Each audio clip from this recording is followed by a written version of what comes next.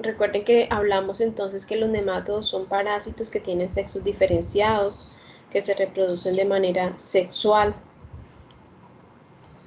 Y dentro del primer grupo vamos a hablar de unos parásitos que reciben el nombre de uncinarias, pero bajo este nombre existen dos géneros de parásitos diferentes, cuyas manifestaciones clínicas, diagnóstico y tratamiento son iguales. Por eso los identifican bajo este nombre. Ellos son Ancylostoma duodenale y Necator americanus. Ancylostoma duodenale es un parásito adulto cuya cavidad bucal se le reconoce que tiene dos pares de dientes o ganchos, mientras que Necator americanus tiene una cavidad bucal o corporal más pequeña y se le aprecian dos lancetas en esta cavidad. A través de estos órganos de ambos parásitos, ellos se fijan a la mucosa intestinal. A lo largo de la vida de las uncinarias, van a tener principalmente 4 formas, estadios o etapas: huevo, larva rhabditiforme, larva filariforme y los parásitos adultos. Y vamos a ir viendo cada una de estas etapas o formas una a una. En el caso de los huevos son ovalados, tienen un diámetro, una longitud aproximada entre 60 y 70 micras de longitud.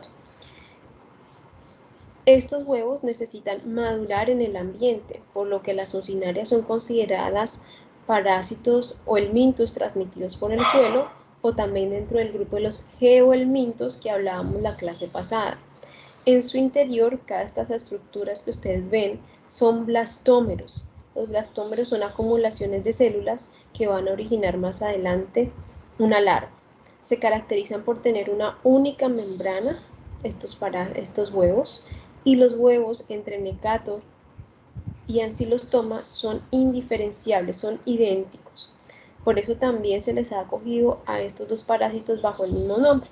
Cuando un microscopista, bacteriólogo, observa este tipo de huevos en la materia fecal, a ustedes les va a reportar si observan huevos compatibles con uncinarias, pero nunca les van a decir si son huevos de Necator o si son huevos de Ancylostoma.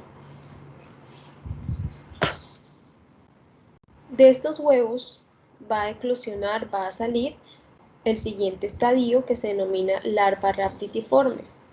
Esta es una larva, es una forma del parásito microscópica que mide más o menos 250 micras de largo. Se alimenta de material orgánico, es móvil, tiene cavidad corporal a través de la cual se alimenta, tiene un sistema digestivo rudimentario. Esta larva rhabditiforme va a evolucionar, va a tener, digamos, otras etapas intermedias, pero luego va a llegar a la siguiente forma del parásito importante para nosotros, que es la larva filariforme. Esta larva filariforme duplica la anterior en tamaño, se caracteriza porque tiene un extremo muy fino, casi puntiagudo, de ahí a su nombre que se derive filariforme, y para esta parasitosis jóvenes, esta es la forma infectante para el hombre, esta larva filariforme. Ya no es el huevo para este caso particular, sino es esta larva. Esta larva va a vivir en la tierra, en el ambiente, y puede durar hasta 15 semanas viable o viva, incluso un poco más. Los parásitos adultos, vamos a hablar primero de los de Ancylostoma duodenale. Son parásitos más largos que los de Necator, son más gruesos, su cuerpo tiende a formar como una letra C, de alguna manera tiene una ligera curvatura, miden alrededor entre los 10 a los 14 milímetros de longitud, es decir que son formas macroscópicas del parásito. Y una característica muy fácil para identificar el sexo es que el macho en la parte posterior tiene estas prolongaciones que estoy señalando, a lo que se le denomina bursa copulatriz. Estas prolongaciones, esta estructura le va a permitir unirse a la hembra durante la copulación. Recuerden que estos parásitos adultos en su cavidad corporal tienen dispuestos 2 pares de dientes. En el caso de Necator americanos, los parásitos son un poco más pequeños. Se estima que la longitud está alrededor de los 10 milímetros, son más delgados que los de Ancylostoma. Recuerden que en la cavidad corporal o boca tienen dispuesta un par de lancetas. Y al igual que el macho anterior, el macho de Necator también tiene una bursa copulatriz. Estas prolongaciones son un poco más largas que las del parásito anterior y esta estructura cumple la misma función. El parásito adulto de los Necator tiende a tener como 2 curvaturas en su cuerpo que asemeja a una letra S. Si se dan cuenta, aquí hay una curvatura y luego viene otra más pequeña en el sentido contrario. Digamos que estas curvaturas en Necator son características de este parásito. Bueno, los parásitos adultos tienen un color entre los rosados y los blancos, como en esa gama de colores, en esas tonalidades.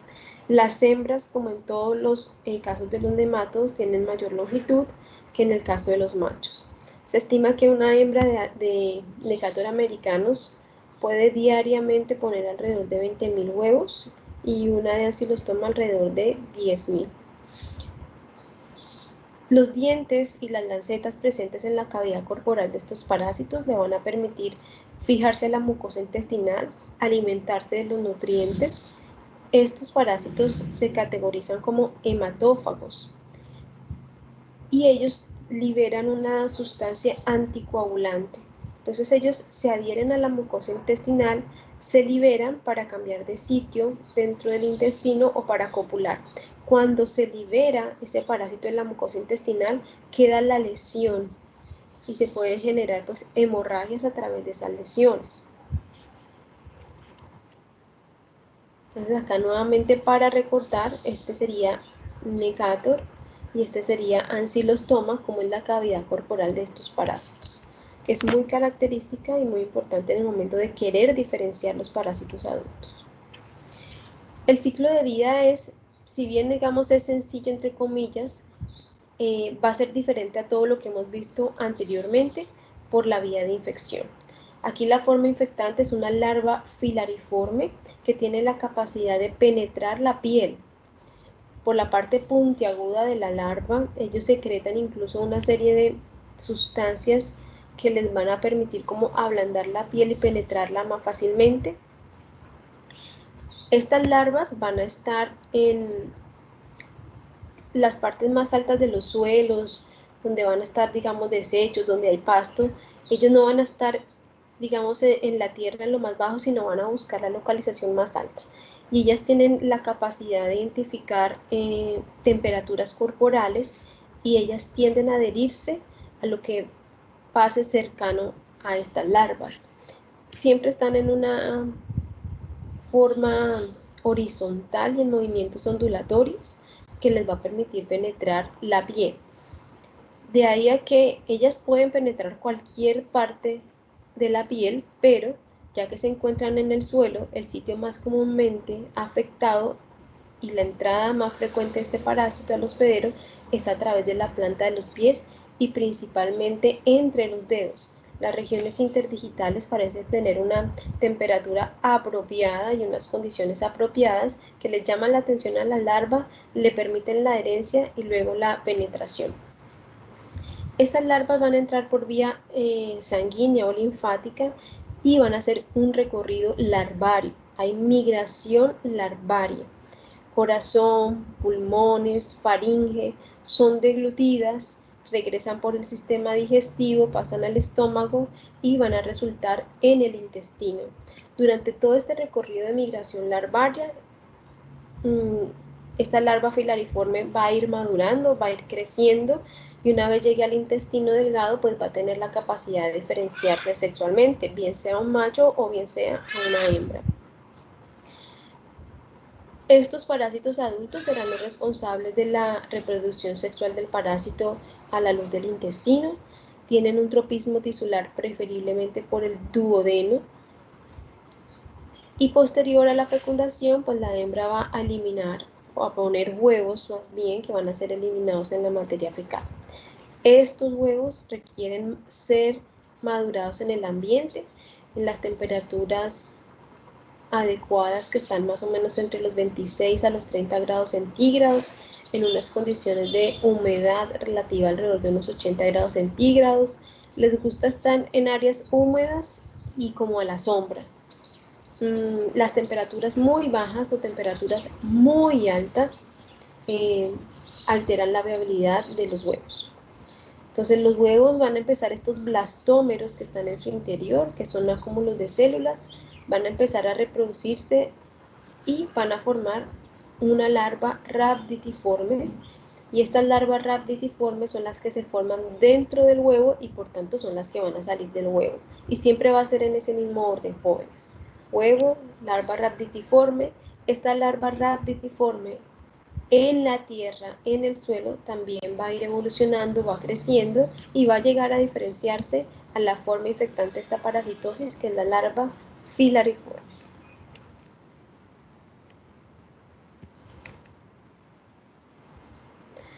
Los huevos requieren aproximadamente entre 24 a 48 horas para embrionar y generar en su interior una larva rhabditiforme.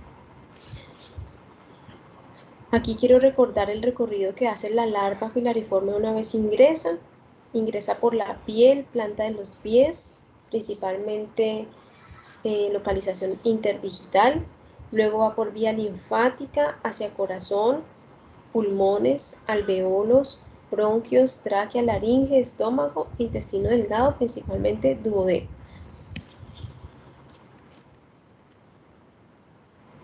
Se estima que desde que ingresa la larva filariforme al cuerpo hasta obtener parásitos adultos diferenciados en el intestino van a pasar entre 6 a 8 semanas.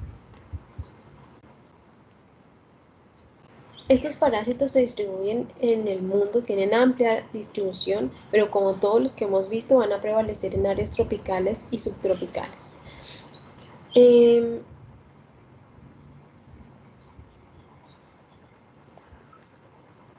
Necator americanos predomina en el continente americano y en Australia, y Ancylostoma duodenale se encuentra prevalentemente en el Medio Oriente, en el norte de África y en el sur de Europa.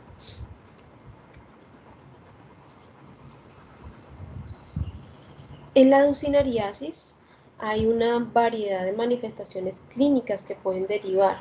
Esas manifestaciones clínicas van a estar relacionadas con la forma del parásito y con la localización del parásito. Entonces, dentro de las primeras alteraciones o manifestaciones que se pueden observar es a nivel dérmico, y esto va a obedecer principalmente a la entrada de las larvas filariformes y puede desencadenar dermatitis pruriginosas, eritemas, edemas, pápula, vesiculación, incluso quedar cicatrices secundarias. Como genera tanto prurito, tanta rasquiña, es muy probable que las personas con esa acción mecánico de rascado tiendan a sobreinfectar estas lesiones, lo cual pues agrava un poco más, digamos, la manifestación clínica. Como hay migración larvaria, entonces también podemos tener manifestaciones pulmonares, al igual que lo hablábamos hace 8 días en Ascaris lumbricoides, y se puede presentar el síndrome de Loeffler, que también lo llaman neumonitis eosinofílica o eosinofilia pulmonar. Recuerden que este traspaso, esta manifestación obedece a una localización abundante de larvas filariformes en los alveolos pulmonares principalmente, que va a generar en nuestro paciente neumonía, se puede observar eosinofilia local, tos, expectoración e incluso fiebres transitorias. Este síndrome de Loeffler o eosinofilia pulmonar se deriva de la migración larvaria y la localización de las larvas filariformes principalmente en los alveolos pulmonares.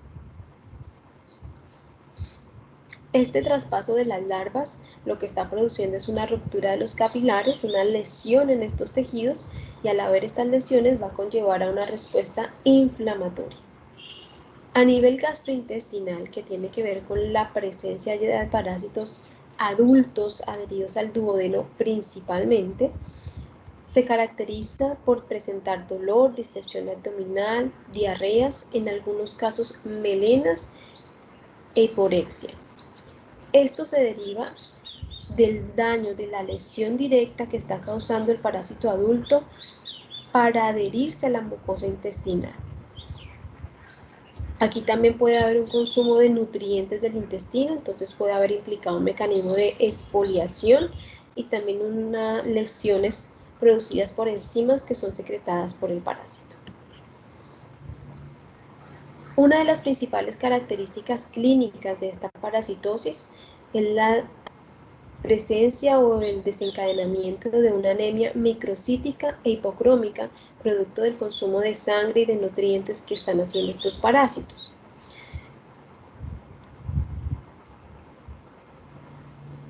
Aquí les muestro diariamente cuánto se estima que consumen estos parásitos. 0,4 es, digamos, el valor promedio de sangre que consumen los Necator, y 0,20 ml es lo que consume en promedio un ancilostoma. Solamente un parásito al día, y recuerden que en estas parasitosis pues no es que haya un solo parásito adherido a la mucosa intestinal, hay varios.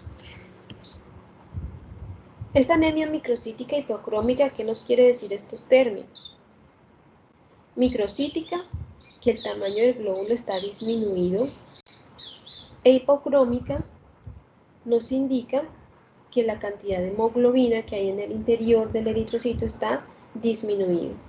¿Quién me quiere recordar qué examen de laboratorio debemos ordenar a nuestro paciente para identificar la presencia de anemia microcítica hipocrómica?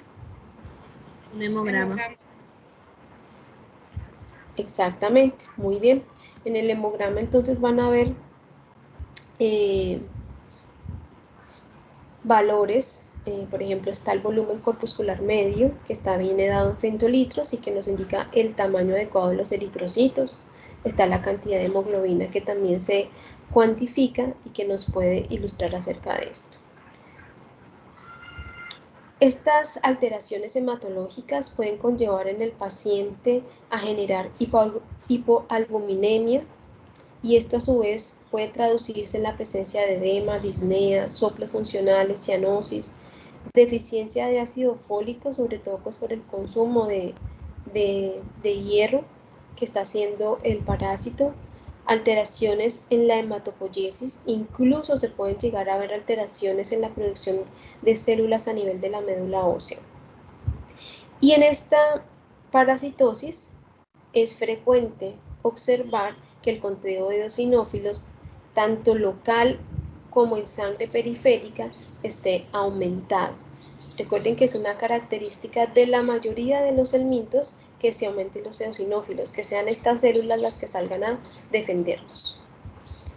Otros signos asociados a la succinariasis es cuando hay desnutrición, sobre todo en niños. Esto puede, digamos, generar aún más desnutrición, una pérdida de peso progresivo, retrasos físicos y psicológicos en los niños que tienen anemia, pues son niños que tienen mucha pereza todo el día, que se la pasan, que quieren estar durmiendo, que a veces tienen incluso flojera para jugar, que no tienen un buen rendimiento académico, y todo esto está relacionado con la anemia de estos niños.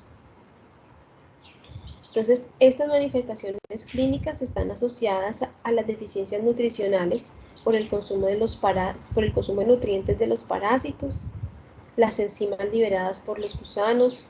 Obviamente está relacionado con la carga parasitaria. Entre mayor sea la carga parasitaria, más marcadas serán cualquiera de estas manifestaciones clínicas que les acabo de mencionar. También está relacionado con la edad del paciente. Recuerden que en los extremos de la vida el sistema inmunológico no está al 100%. El diagnóstico se hace por el coprológico. A través del coprológico se pueden observar huevos y larvas en la materia fecal. El recuento de huevos va a ser muy útil para indicarnos la intensidad de la infección. En el hemograma o cuadro hemático, recuerden que se puede evidenciar o diagnosticar una anemia microcítica hipocrómica, que también es llamada anemia ferropénica, y también se puede evidenciar la eosinofilia.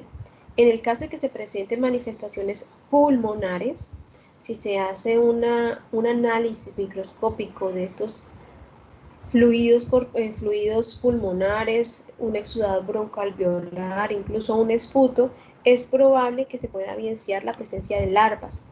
Y también en estas muestras biológicas se puede observar un aumento de los eosinófilos, que esa sería la eosinofilia local. En el caso del tratamiento para la ursinariasis, son medicamentos que ya habíamos visto previamente, que ya conocen su mecanismo de acción. Están los benzimidazoles, principalmente el albendazol, también el mebendazol, el pamaboato de pirantel y la ivermectina suelen ser efectivos para tratar a las uncinarias. Como la principal característica de estas uncinariasis es la anemia microcítica hipocrómica, el tratamiento antiparasitario tiene que ir también con la prescripción de hierro y ácido fólico. Es muy importante esto.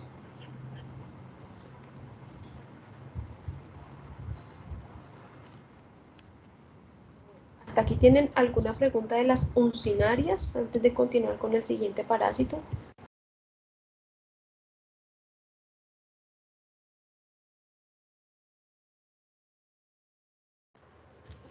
Doctora, una pregunta. ¿Todos los parásitos que tengan migración larvaria tienen como el mismo recorrido? Por lo menos de que entran por vía linfática, pasan, bueno, por lo menos con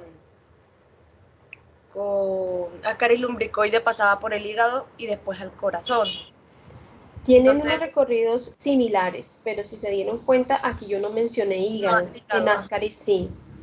Entonces los recorridos son similares, hay que tener presente que en el caso de Ascaris el recorrido inicia desde el intestino, en cambio aquí en las uncinarias el recorrido está iniciando por la penetración de la piel.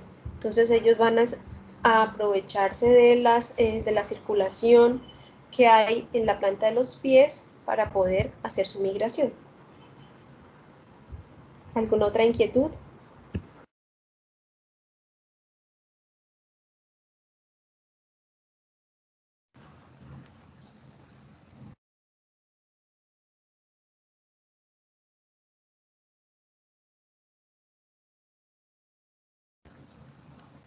Por acá me están preguntando por el chat que si las diapositivas cambiaron. ¿A cuáles diapositivas hace referencia? La persona que me está preguntando, no sé de qué, si me está hablando de estas diapositivas, de la clase de hoy o de la clase pasada. Porque las de la clase pasada sí las modifiqué. No, ahí están las diapositivas. El tratamiento está allí. ¿Quién iba a hacer alguna otra pregunta? Que si siempre va a presentar síntomas o algunas personas pueden ser asintomáticas.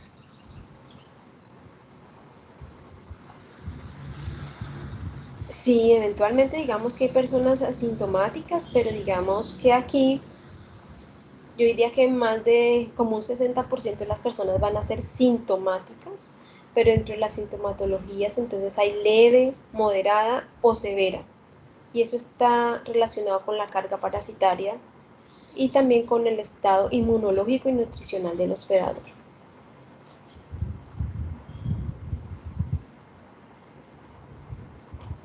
¿Alguna otra inquietud?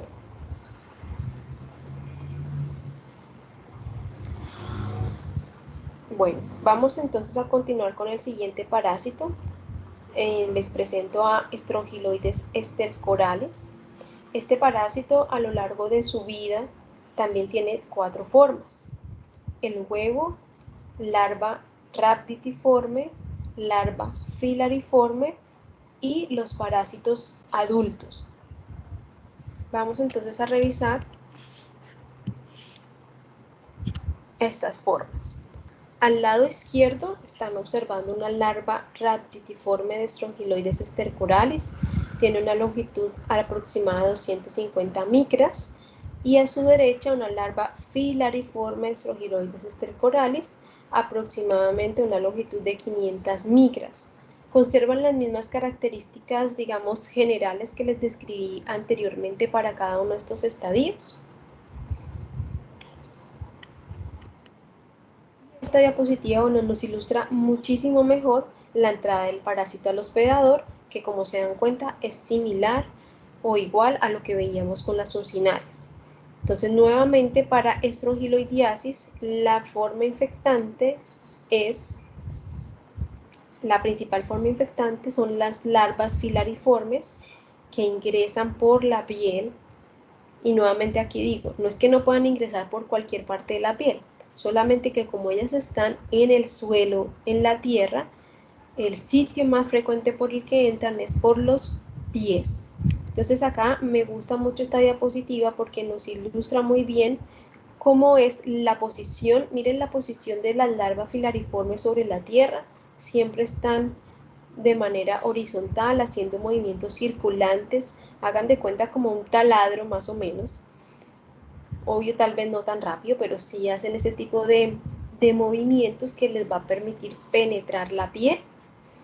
Y al penetrar la piel, pues ellas tienen la capacidad, digamos, de identificar por circulación cuáles son los lugares más cercanos de circulación y empezar su migración por este sitio.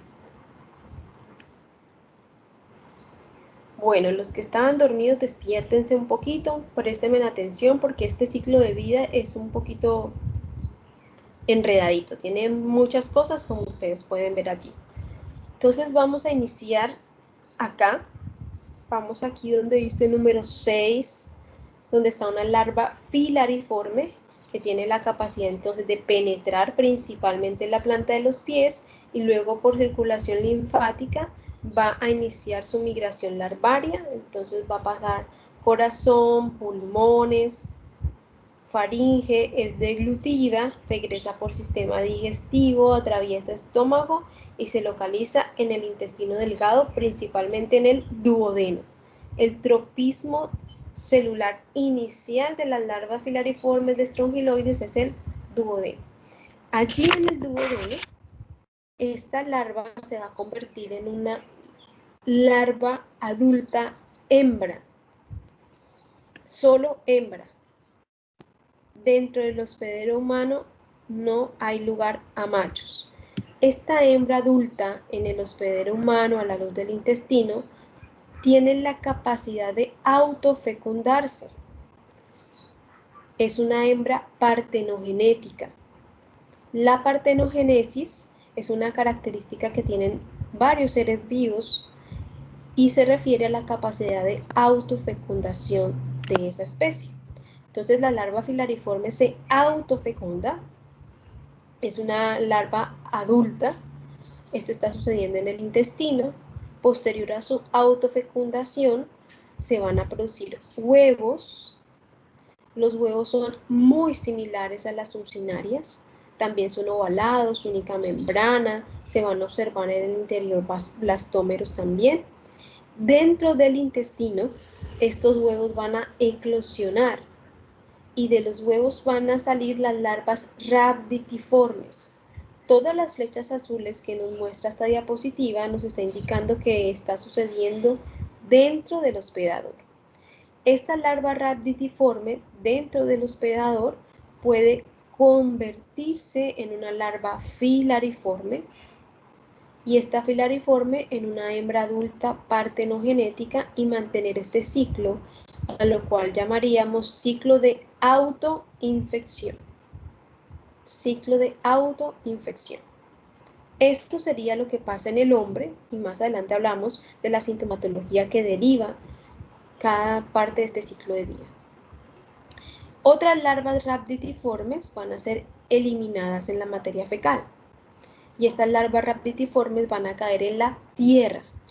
Entonces todas las flechas que están en rojo, jóvenes, son lo que está sucediendo en la tierra. Esta larva rhabditiforme en la tierra va a tener la capacidad de convertirse en una larva filariforme, que es la forma infectante para el hombre, y esta puede continuar su ciclo, como ya lo vimos.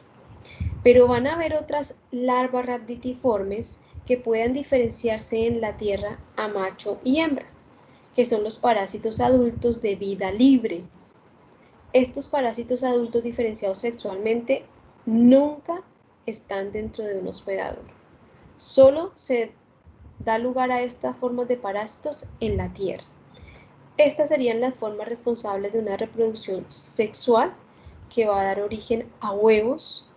Estos huevos originarán en su interior larvas rhabditiformes nuevamente. Estas larvas rhabditiformes, algunas se van a convertir en larvas filariformes, y ya sabemos qué pasa, u otras larvas rhabditiformes continuarán con una diferenciación hacia las formas sexuales y de vida libre del parásito. Entonces, en esta parasitosis podríamos hablar de un ciclo de vida indirecto, que es lo que sucede en el hospedador, un ciclo de vida directo, que es aquel que involucra la diferenciación de parásitos adultos, y también podemos hablar de un ciclo de autoinfección. Preguntas. Analícenlo, léanlo, lo que no entiendan, aquí estoy para resolver sus inquietudes. Doctora, ¿cómo se llamaba cuando puede autofecundarse? Es una hembra partenogenética. Es una hembra adulta con una capacidad o con una característica partenogenética.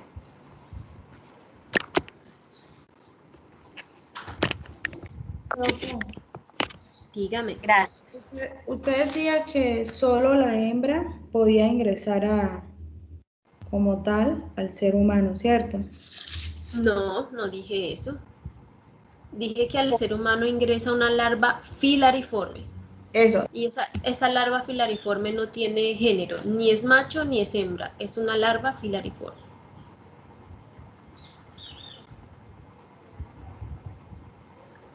Esta larva filariforme, después de que hace todo su recorrido de migración larvaria y regresa nuevamente al intestino, se va a convertir aquí en el intestino a una larva adulta, hembra, partenogenética. Ahí sí sucede la diferenciación.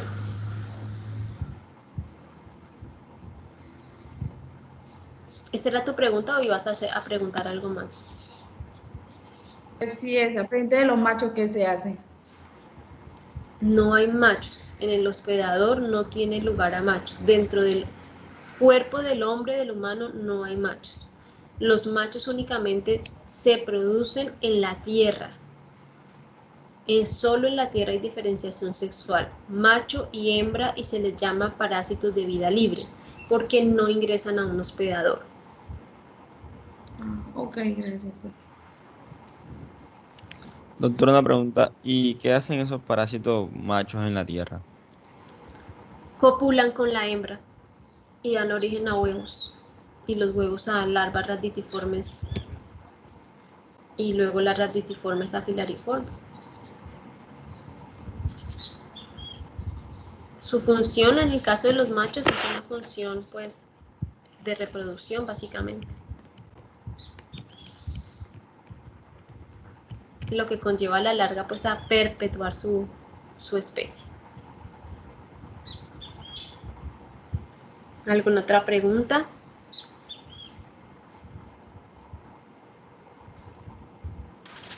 Sí, doctora.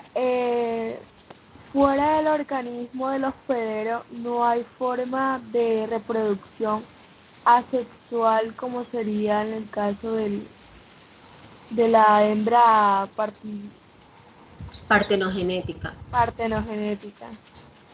Por fuera del hospedador en la Tierra, el mecanismo de reproducción es sexual, únicamente. Gracias.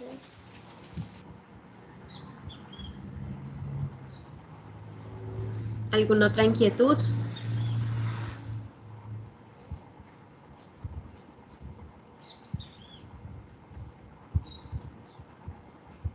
Bueno, confío que lo hayan entendido. Si va surgiendo alguna inquietud, igual al final, digamos, de la clase, la pueden hacer si sale otra duda.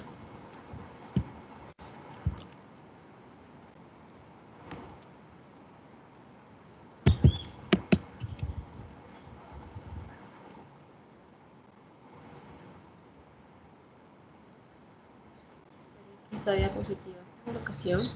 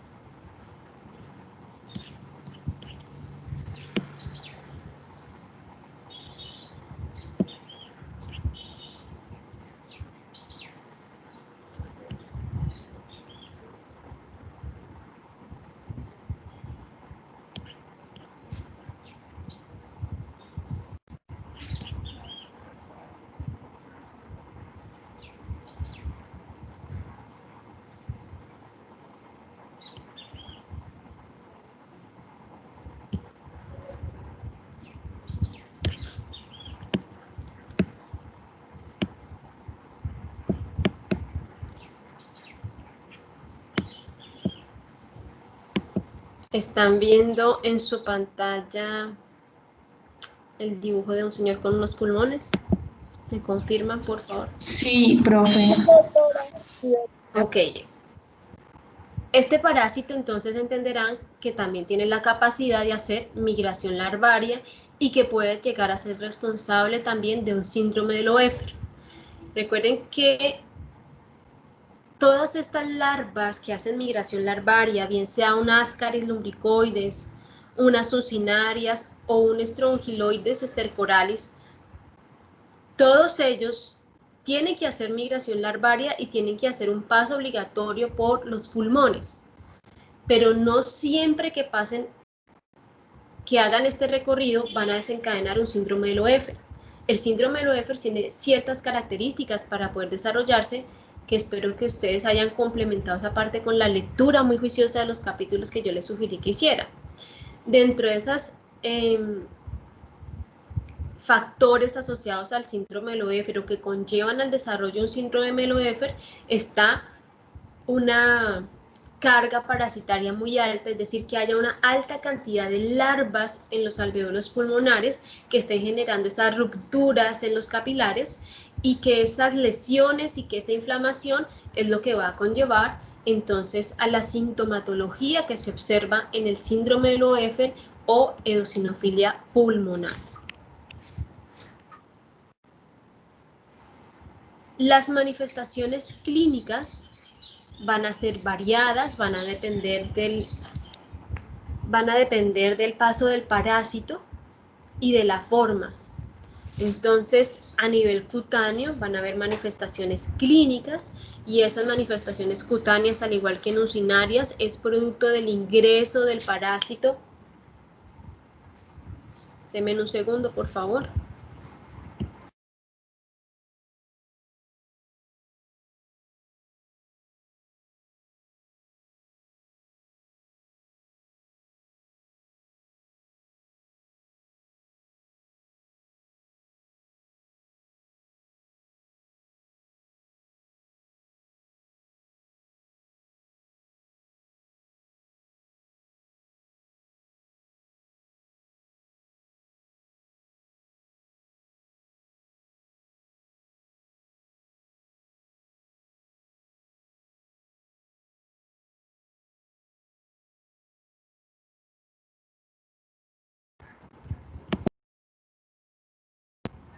Ok, ya regresé.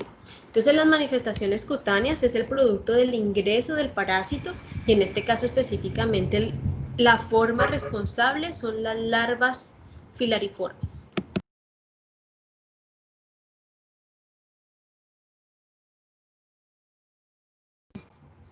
Les había dicho que una larva filariforme, cuando penetra la piel, ellas buscan rápidamente, digamos, las vía linfática para empezar su recorrido, pero en el caso de estrongiloidiasis hay algunas larvas filariformes que por ciertas condiciones van a terminar quedándose, digamos, mucho más tiempo en la piel. No ingresan inmediatamente a vía linfática, sino se quedan en la piel y pueden hacer un recorrido dentro de la piel, pero en las capas, digamos, más superficiales. A esta migración subepidérmica se le denomina larva currens. Cuando lo hace Strongyloides stercoralis, entonces ellas pueden ir haciendo un recorrido subepidérmico que puede principalmente dejar o ser pruriginoso, dejar lesiones eritematosas. Las manifestaciones pulmonares, que puede convertirse incluso en una neumonitis, donde se presenta tos seca, fiebre, ocasionalmente eosinofilia, tanto localizada, o sea, en el pulmón, como también se puede haber aumentado el recuento de estas células en el cuadro hemático. En casos muy graves, que estarían relacionados con altas cargas parasitarias, entonces se puede observar incluso bronquitis. A estas manifestaciones clínicas, a esta neumonitis, pues también se le puede igual conocer como síndrome de Loeffler, puesto que sus características son iguales. Entonces, es decir, que a la fecha conocemos hoy 4 parásitos que tienen la capacidad de generar un síndrome de Loeffler en el humano. A nivel intestinal, entonces esto se debe a la localización de los parásitos adultos. Estos parásitos adultos, esta hembra partenogenética de Strongyloides stercoralis, tiene un tropismo principalmente en el duodeno, puede generar una duodenitis, que es su principal característica. Esa duodenitis puede reflejar dolor a nivel epigástrico, ardor, punzadas, pueden ser manifestaciones clínicas muy similares a una úlcera péptica, acompañado de eosinofilia, en algunos casos náusea, vómito, anorexia y diarrea. Si a ustedes les llega una persona con unas manifestaciones, digamos, de alteraciones gástricas, de úlcera, pero que además identifican que hay una inflamación en el duodeno, es decir, la duodenitis, que hay diarrea, eso en conjunto debería hacerlos pensar a ustedes que se trata de Strongyloides stercoralis. Claro, es muy importante tener en cuenta el nexo epidemiológico, conocer cuáles son las regiones endémicas de este parásito. Y en el caso de nuestro territorio colombiano, los departamentos, los municipios más húmedos, con mayor temperatura, digamos, es donde va a prevalecer este parásito.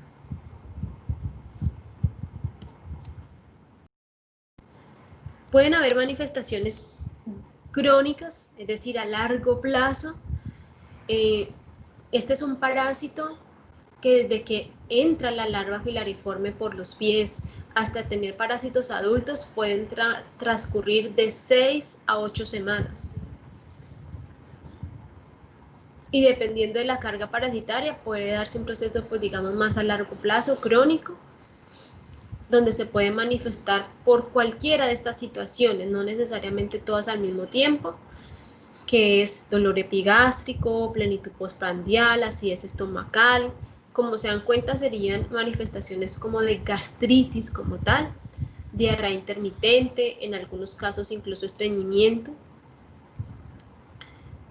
En algunos casos crónicos hay pacientes que han desarrollado una enfermedad inflamatoria intestinal, colitis ulcerosa. En otros casos pues prevalece la urticaria crónica, y esto tiene que ver con el recorrido que se quedan haciendo las larvas filariformes. Ya me regreso. Las larvas filariformes, recuerden que lo llamamos larva currens, y lo hacen generalmente a lo largo de glúteos, periné y muslos. Se estima que estas larvas pueden avanzar en promedio 10 centímetros cada hora. No lo vayan a confundir, de pronto ustedes han visto en televisión, hay unos parásitos que son las filarias, que son mucho más largos, que se ven en la epidermis, se ven como moraditos, e incluso hay videos que yo los he visto en internet donde van sacando el parásito y es todo delgadito pero largo. Este no es este, aunque también es un proceso de migración larvaria cutánea, no es esta. Esta recuerden que es una larva microscópica que puede dejar, digamos, sí lesiones en la piel a medida que avanza, como el eritema y eso, pero no se va a ver el parásito como tal en la piel. Esto es muy importante, voy a correr esto para acá. En las personas con su sistema inmunológico sano, entre comillas, que padecen estrongiloidiasis, es frecuente observar que se aumentan los eosinófilos en sangre periférica. También es frecuente observar que se puede aumentar la concentración de inmunoglobulina E presente en la sangre de nuestros pacientes. Esto nos ha indicado a lo largo de muchos años que los eosinófilos y la inmunoglobulina E tienen un papel fundamental en el control de infecciones causadas por helmintos tipo estrongiloidiasis. Entonces, cuando un paciente tiene estrongiloidiasis y tiene aumentado eosinófilos y inmunoglobulina E, nos está indicando que nuestro sistema inmunológico está respondiendo frente a ese proceso infeccioso, que está trabajando para resolverlo. Entonces, digamos que es un hallazgo positivo.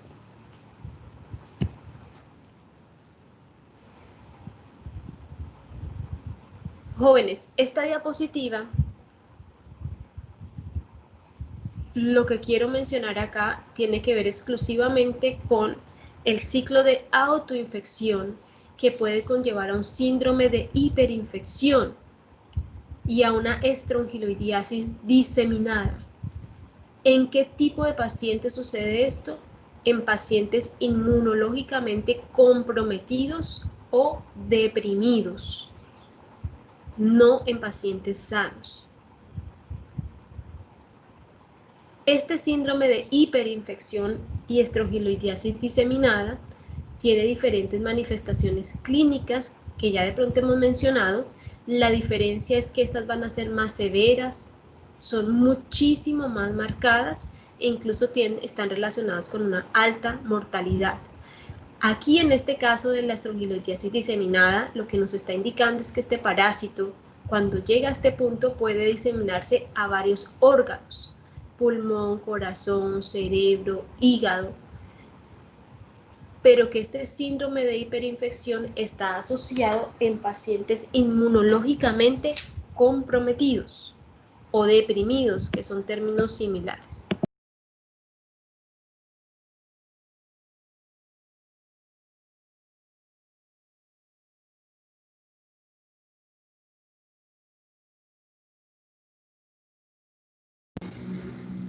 Hay unas situaciones específicas que predisponen al síndrome de hiperinfección. Hay ciertos tipos de leucemia, la enfermedad de Hodgkin, linfomas, carcinomas. Estas personas que padecen este tipo de enfermedades tienen mayor predisposición a desarrollar este síndrome de hiperinfección. Pacientes con trasplantes de órganos, pacientes con enfermedades renales crónicas, con tuberculosis, con lepra, con sífilis, también son personas propensas a desarrollar síndrome de hiperinfección por estrongiloides estercorales. Básicamente cualquier tipo de enfermedad que conlleve a una depresión o una alteración de las células de la respuesta inmunológica puede ser propenso a desarrollar un síndrome de hiperinfección. En estudios más recientes, jóvenes, se ha detectado que existe una afinidad, por decirlo de alguna manera, una predisposición especial de las personas que han tenido el virus HTLV, es el virus linfotrófico humano que causa la paraparesia espástica tropical. Las personas que tienen este virus son muy propensas a desarrollar síndrome de hiperinfección. Asimismo, y ojo a lo siguiente, que no lo estoy poniendo aquí, pero que está consignado en el libro y que lo menciono también en este momento, las personas que durante una infección por estrongiloidiasis tengan un consumo prolongado de corticosteroides, estos corticosteroides por alguna razón no muy bien documentada hasta la fecha, estimulan la diseminación del parásito a diferentes órganos, es decir, que ayudan a que haya una estrongiloidiasis diseminada.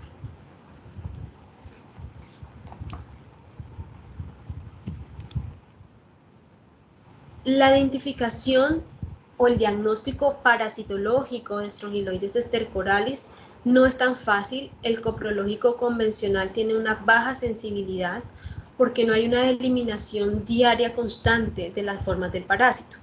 Aquí, jóvenes, es muy importante solicitar coprológico seriado y ojalá que esto se apoye con métodos de concentración de materia fecal para poder aumentar la sensibilidad del coprológico. Coprológico seriado y ojalá sumarle a esto un método de concentración. En el examen microscópico pues se va a poder observar huevos, más frecuentemente incluso las larvas es lo que más se identifica cuando se hacen estos exámenes de materia fecal. A veces es necesario repetir los coprológicos varias veces hasta lograr llegar a identificar una forma del parásito, una de estas larvas. Cuando se identifican las larvas, en algunos laboratorios hacen recuento de larvas y esto les va a ayudar a los médicos a entender la intensidad de la infección. Existen técnicas serológicas como los enzimoensayos, que es el caso de la ELISA, que permite la identificación de anticuerpos específicos contra el parásito. Estos se hacen reaccionar in vitro en una placa con larvas filariformes que han sido cultivadas in vitro. Por cierto, tengo que mandarles una lectura de estas pruebas serológicas para que entiendan un poquito más de qué se trata. Se puede hacer técnicas de serológicas inmunofluorescencia y también ya existen estandarizaciones de identificación de ADN del parásito por la prueba de reacción en cadena de la polimerasa, pero no tienen una buena diseminación o no son tan fácilmente comercializadas. Para la estrongiloidiasis tanto aguda como crónica, estos son los dos principales medicamentos recomendados, ivermectina y albendazol. Dentro de las recomendaciones que ustedes como médicos podrían dar a sus pacientes para una estrategia de prevención contra estos parásitos sería no caminar descalzos, sobre todo sobre la tierra, y ya ustedes conocen por qué. Evitar el contacto con residuos o aguas residuales, porque en estos terrenos, digamos, es el idóneo para el mantenimiento de las larvas filariformes. Y hay algunas poblaciones por sus profesiones u oficios, como la agricultura o la minería, son personas que están en contacto con este tipo de tierras donde les gusta estar a las larvas y por eso van a estar predispuestas, digamos, a infectarse con este tipo de parásitos.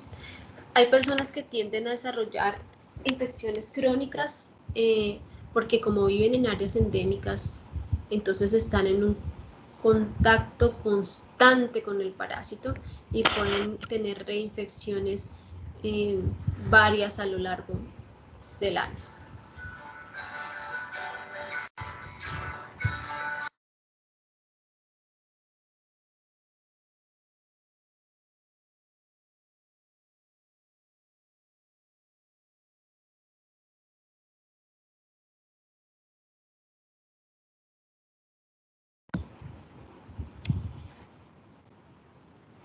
Esta es una larva rhabditiforme de Strongyloides stercoralis. Si alguno de ustedes estaba preguntando, porque no me hizo la pregunta a mí, si hay manera de diferenciar las larvas filariformes y rhabditiformes entre las succinarias y entre Strongyloides, sí hay maneras. Hay características como esta estructura que está señalando la flecha negra. Este es el primordio genital, una estructura que hace parte del aparato reproductivo, esta larva rhabditiforme. En Strongyloides es grande y tiene esta forma de media luna. Y en el caso de las larvas rhabditiformes de las succinarias, el primordio es un puntico muy pequeñito que casi microscópicamente no se ve. Y existen pues otras características para poderlas diferenciar. En este resumen, que es muy bonito, Está Ascaris, Trichuris, las uncinarias y Strongyloidiasis. De aquí, ustedes después lo van a hacer, digamos, con más calma, para recordar cuál es el principal hábitat de los parásitos adultos o principal tropismo celular, cuál es la vida media estimada de un parásito adulto, la cantidad de huevos estimada por día de cada uno de estos parásitos, la forma infectante, cuánto es la sobrevida por fuera del hospedador en el caso de las formas infectantes, bien sea huevos o larvas, y cuál es la vía de infección. Aquí quiero mencionar dos cosas. En el caso de las uncinarias, Necator exclusivamente puede ingresar por vía cutánea, únicamente. Pero así los toma, se han reportado casos no solamente de ingreso por vía dérmica, sino también por vía oral, en algunos casos. Por eso aparece acá abajo la flechita. Y en el caso de Strongyloidiasis, se ha reportado infecciones por vía oral, ingreso de larvas filariformes por vía oral, cutánea e intestinal. ¿Alguien me dice por qué aparece acá vía de infección intestinal?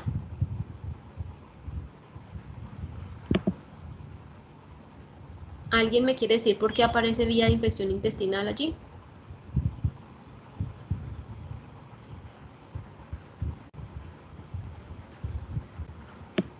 Por la autorreflexión. Exactamente. Aparece es por la capacidad que tienen los parásitos de Strongyloides estercoralis de hacer autoinfección. Entonces ahí les dejo para que repasen, digamos, esta diapositiva con más calma. El último parásito del cual vamos a hablar el día de hoy se llama Enterobius vermicularis. Causa una enfermedad más conocida como oxiuriasis, también a él lo llaman oxiuro, y es un parásito muy particular. De Enterobius vermicularis se sabe que es la única especie que puede parasitar al humano, se distribuye en todo el mundo, prevalece en áreas tropicales, afecta a cualquier nivel socioeconómico y está estrechamente relacionado con el hacinamiento y la falta de hábitos higiénicos, tanto de aseo personal como los hábitos higiénicos de limpieza de las casas. Es más frecuentemente en niños entre 1 a 9 años y como está asociado con el hacinamiento, recuerden que esto de nivel institucional es la palabra bonita que reemplaza la palabra hacinamiento, pero entonces las personas que están hacinadas en internados, orfanatos, cuarteles, guarderías, hospitales psiquiátricos, centros geriátricos, cualquier situación o institución que permita el hacinamiento está, digamos, propenso a tener este tipo de parásitos. Es una parasitosis, a diferencia de todas las otras que hemos visto hasta hoy, que se considera como una parasitosis que abarca el núcleo familiar, es decir, con que ustedes identifiquen una persona infectada en la casa, deben recomendar y darle tratamiento a todos los miembros de la familia que habiten en esa casa, por la fácil diseminación del parásito, como ya lo vamos a ver. A lo largo de la vida de este parásito, entonces volvemos a lo básico, vamos a tener un huevo, vamos a tener larvas y parásitos adultos. Un parásito adulto de Enterobius vermicularis mide alrededor de 1 milímetro de longitud. A pesar de que es pequeño, sería una forma macroscópica, se puede visualizar los punticos.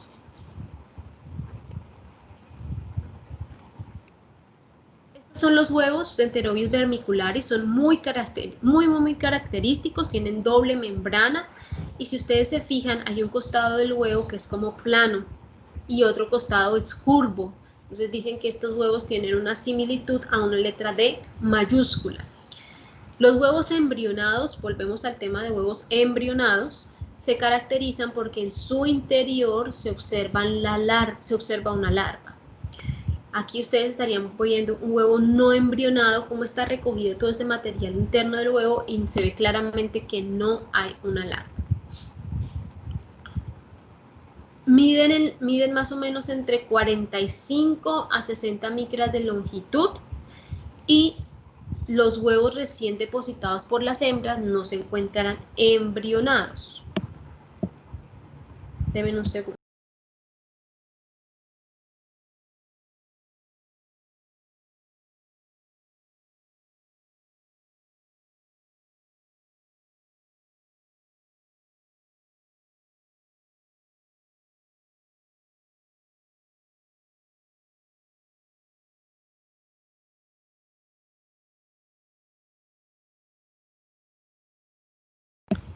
Pero una característica importante de estos huevos jóvenes es que estos huevos o este parásito no está dentro del grupo de los geohelmintos. Estos huevos no necesitan caer en la tierra para embrionar. Con las condiciones de temperatura y de humedad que estén en el ambiente, son casi suficientes para que ellos se embrionen 6 horas después. ¿Listo? No hay necesidad de que embrionen en la tierra. Donde hayan quedado por ahí, a las 6 horas ya son huevos embrionados o fértiles, listos para infectar. El ciclo de vida es sencillo. Las personas se infectan al consumir o al permitir el ingreso de los huevos fértiles por vía oral. Estos huevos van por todo el sistema digestivo, llegan al intestino delgado. En el intestino delgado eclosionan, salen larvas y estas larvas, aquí no hay ni larva filariforme ni rhabditiforme, simplemente un estadio larvario que va a ir madurando y que va a evolucionar hacia parásitos adultos sexuales diferenciados, macho y hembra. Estos son responsables de la reproducción sexual del parásito y una vez la hembra es fecundada, y aquí viene la característica de esta parasitosis, cuando la hembra es fecundada posterior a la copulación y generalmente en la noche porque tiene hábitos nocturnos, la hembra va a salir por los intestinos, va a localizarse en la zona perianal del hospedador y en la región perianal es que va a depositar los huevos. Cuando salen estas hembras en la noche hacer este recorrido hacia la zona perianal, ellas van dejando como una sustancia, como una mucosidad que va a ser altamente pruriginosa. Ellas depositan los huevos en la zona perianal y se regresan, vuelven a ingresar al intestino. Estos huevos digamos que no salen con la materia fecal, porque fueron dispuestos en la región perianal. Pero entonces, hágase la siguiente imagen de la historia en su cabeza. Tenemos un niño de 4 años que tiene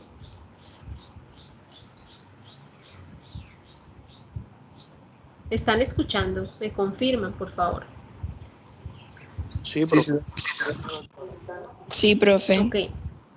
Tenemos un niño de 4 años que tiene enterovirus vermiculares.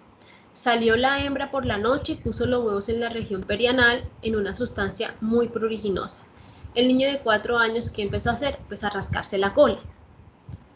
¿Dónde van a quedar los huevos? En la ropa interior, en las sábanas, en las manos. El niño luego se levantó, cogió el juguete, ya el juguete quedó con huevos, cogió la llave de la mamanos, ya la llave quedó con huevos, y todo lo que vaya a coger el niño, en sus uñas por debajo van a quedar los huevos. Todo eso se va a infectar con huevos.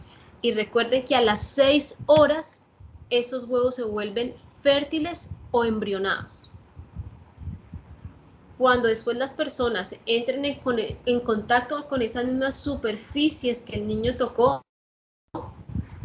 los huevos quedarán en sus manos y si se pasan las manos así por la boca o cogen alimentos que luego se van a llevar a la boca, los van a infectar y esos huevos van a ingresar. Ya que a pesar de que les suene muy a ciencia ficción, eso pasa y se va a diseminar muy rápidamente la infección a todas las personas de la casa. Por esa razón se considera una enfermedad familiar. que donde se diagnostique un solo miembro de la familia con Oxyurus, se le debe dar un tratamiento a todos.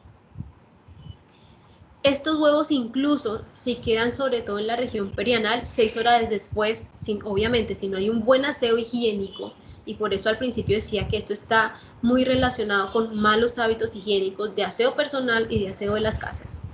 Si quedan huevos en la región perianal, de 4 a 6 horas ya son huevos fértiles o embrionados. O sea, son huevos que de ahí van a ser infectantes. En casos raros, pero han sido documentados, casos por inhalación. ¿Ustedes se imaginan un niño en un jardín con Oxyurus? ¿Cuánto tiempo tardarán en infectarse todos los otros niños del jardín? No sé si ustedes, algunas son madres o algunos son hermanos de niños pequeños que los lleven a los jardines, pero en los jardines, si ustedes se dan cuenta, llega la hora del descanso y dicen, bueno, vamos a lavarle las manos y la carita a todos para la merienda.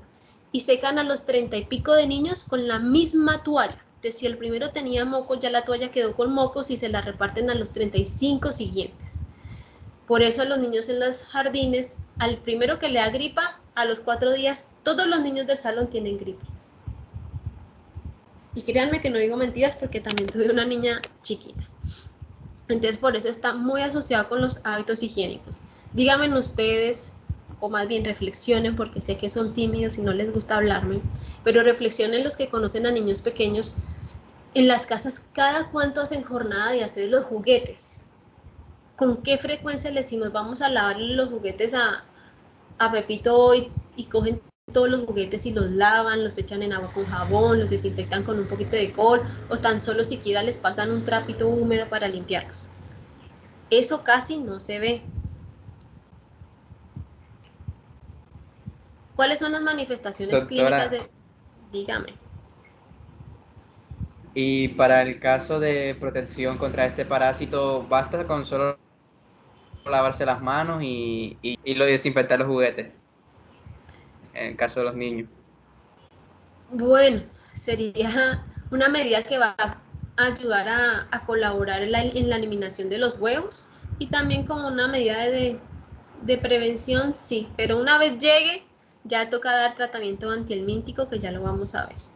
Pero todo eso tiene que ir, el tratamiento antihelmíntico no va a ser suficiente si no se fortalecen las medidas higiénicas y las medidas de aseo, que ya las mencionamos en un momento. Dentro de las manifestaciones clínicas asociadas a Enterobius vermicularis, entonces, en primer lugar es el prurito perianal.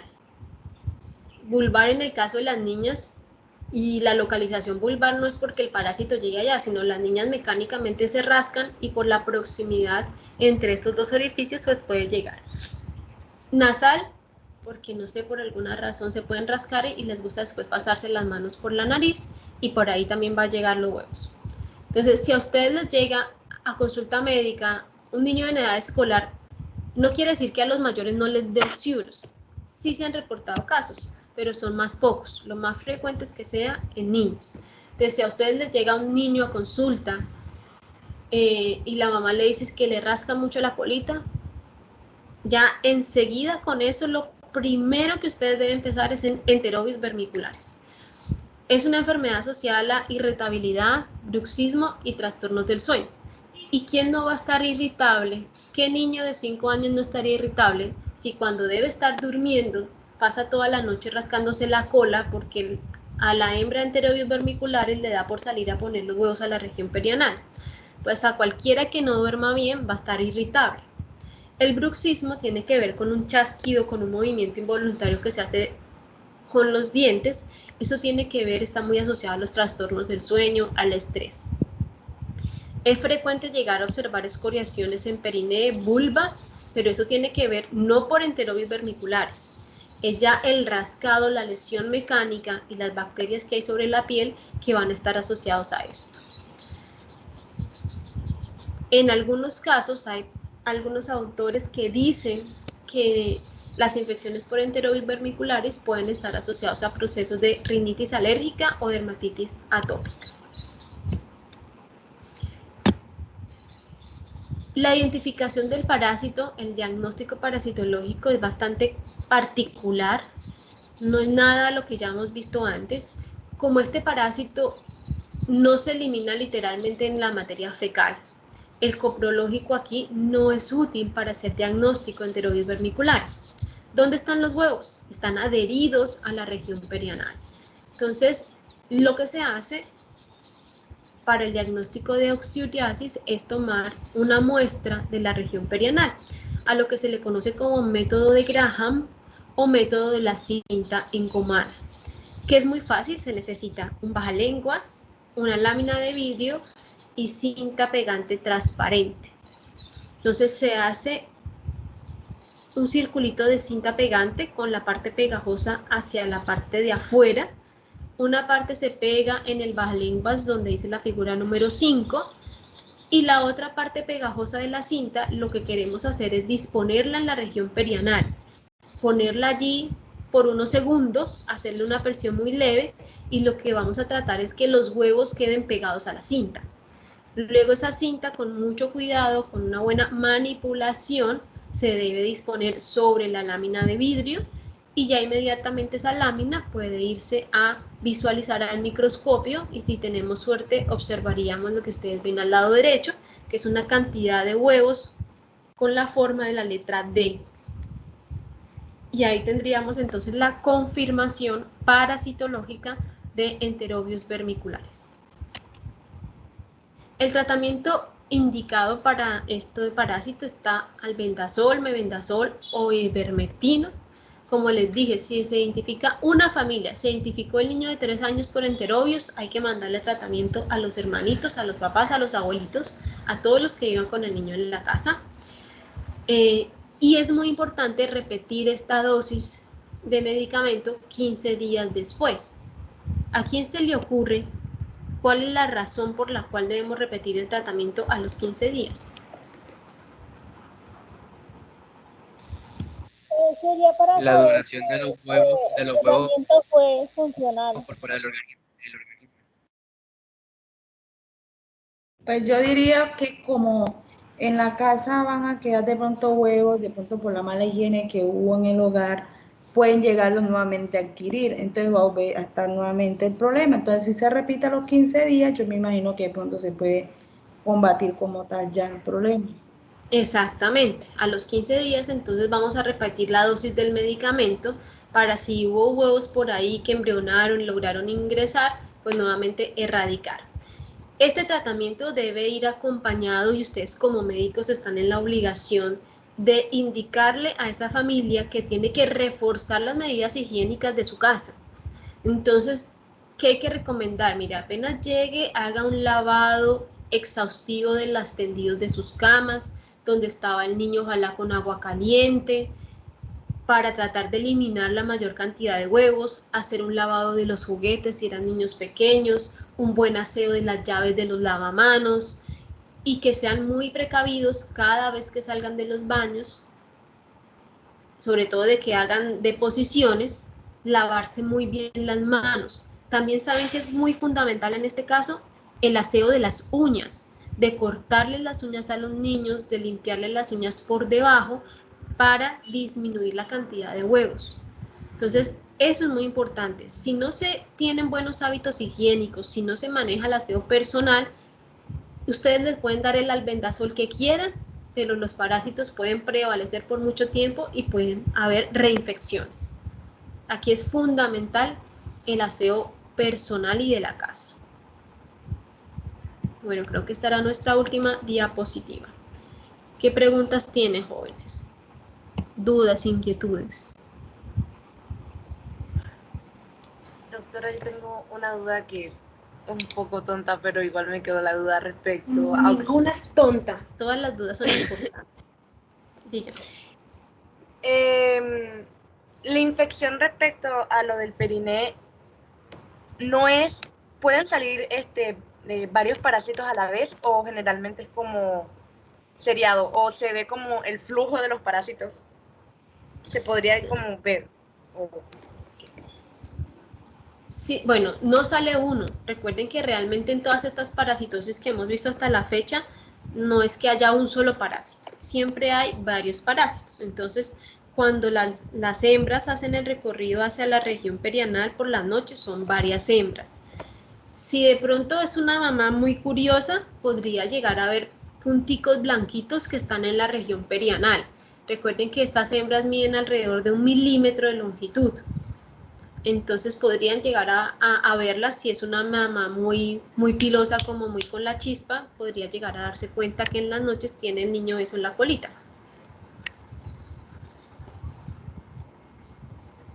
¿Alguna otra pregunta?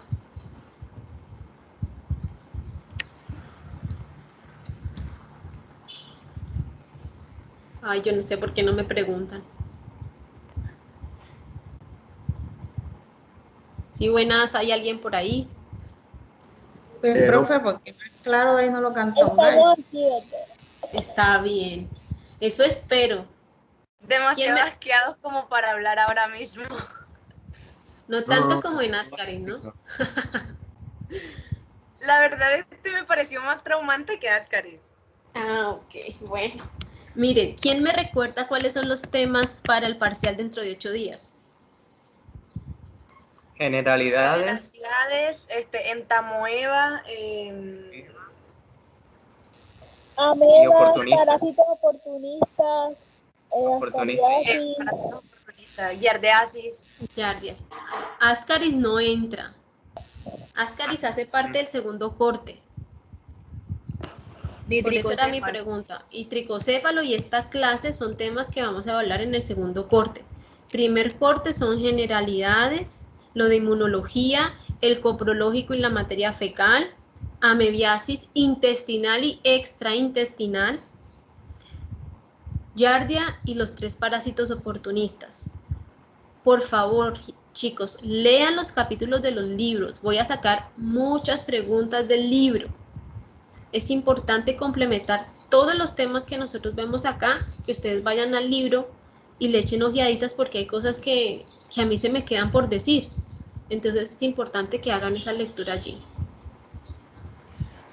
Claro, doctora. Bueno, doctora, gracias. Siempre se estudia en el LinkedIn. Gracias. Bueno, tenemos quiz hoy. Sí. Está programado a las 8:45 y está disponible solo 15 minutos. Déjenme ver si todos ingresaron a Canvas o si persiste alguien que faltó a clases antes de que se desconecte. Voy a actualizar aquí mi Canvas.